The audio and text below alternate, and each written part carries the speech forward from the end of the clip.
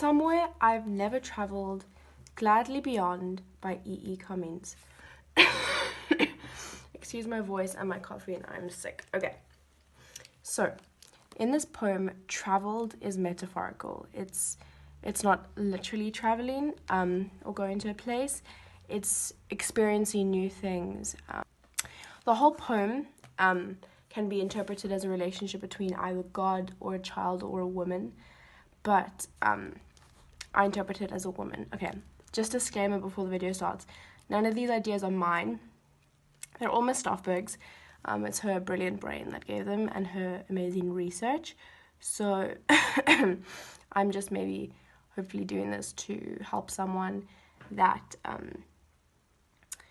studies better by watching a video rather than looking through their notes, and it helps me study. So it's helped someone if it helps no one else. Okay, so somewhere I have never traveled, gladly beyond. From the word gladly, we can see it's a positive experience, and there's emphasis on this positive experience. So the setting of the poem starts up and it explains that it's a positive thing. So that gets you into the vibe for the rest of the poem. Okay. Gladly beyond any experience. Okay, that should be read as one line. It's just basically the title repeated. So gladly beyond any experience. Your eyes have their silence. Okay. This poem combines senses. In this line, eyes and silence. Silence is auditory, it's sound. Eyes is sight. So it's combining the senses of sight and sound. And this is paradoxal because eyes can't be quiet. Eyes have nothing to do with noise. And the whole poem plays on ideas of paradox and what can and can't actually happen. Okay, now there's a colon. So you know that everything following this colon is an explanation of that statement. Your eyes have their silence. So from that line, we see that this woman that he is talking about is mysterious. People say that your eyes are the windows to your soul. So he doesn't completely get her. He doesn't understand her soul. It's uncharted territory, and this is a metaphorical place that he's never been to before. He can't read her, basically. In your most frail gesture are things which enclose me. Frail, meaning fragile, gentle, soft. And the word gesture links to tactile senses, touch, are things which enclose me. Enclose me is completely consume me, surround me, wrap me, and it has got to do with the idea of power. And these gentle things are the essence of her femininity. It's her softness, the things that make her feminine. And it shows that even in her smallest gestures, she has complete influence over him. Okay, so now there's a comma, or which I cannot touch because they are too near.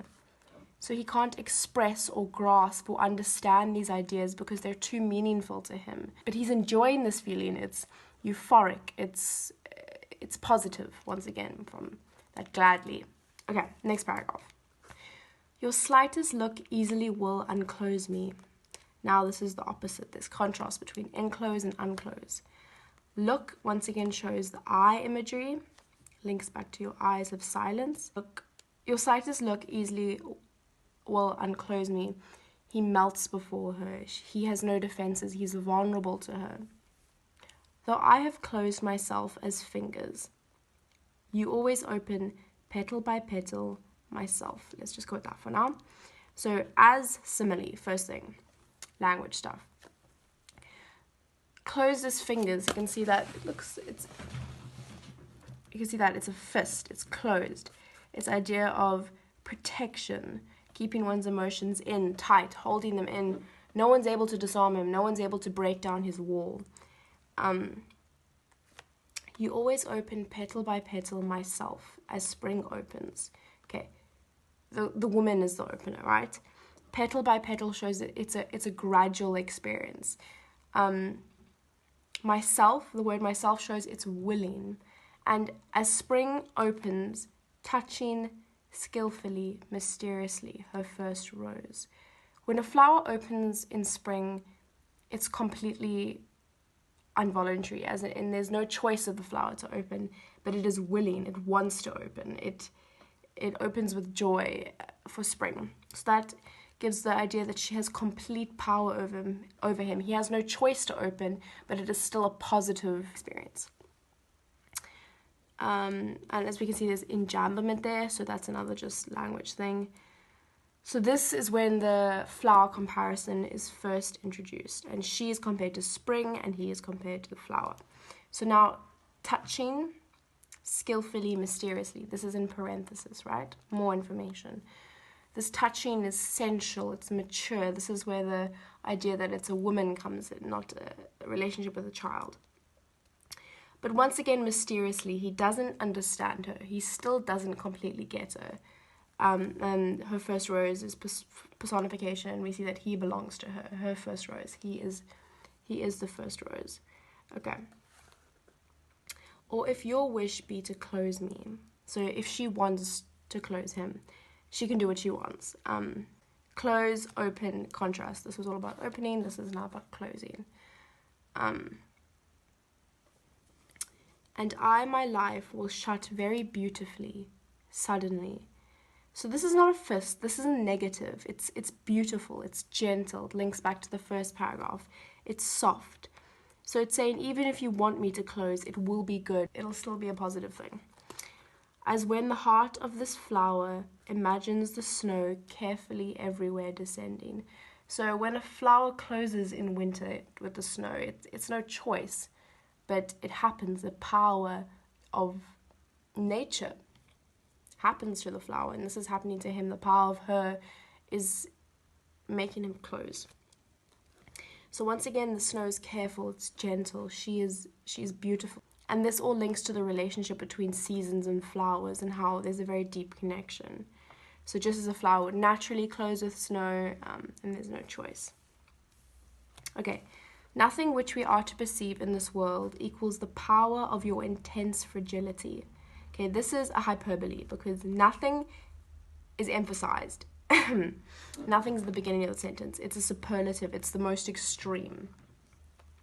So nothing which we are to perceive in this world, so in the entire world, equals the power of your intense fragility. So nothing equals the influence of you. And fragility, there's power in fragility, strength in being delicate.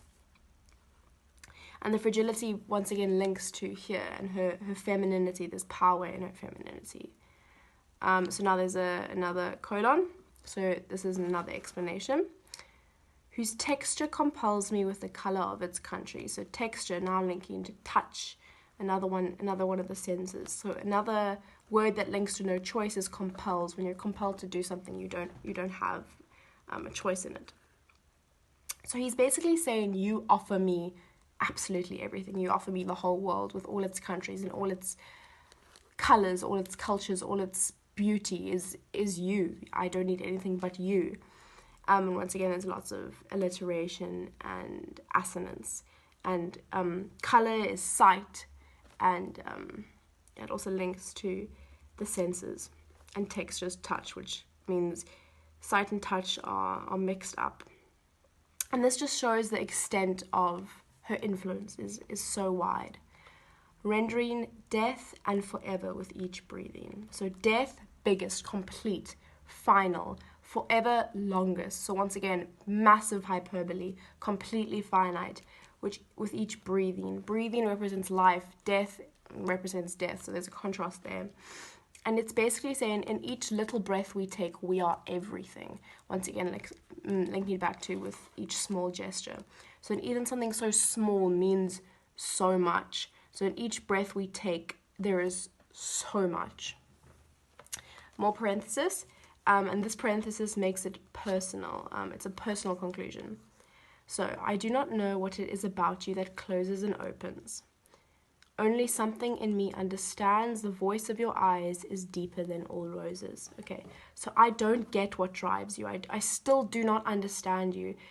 There's a personal mystery about you, personal mystery about you.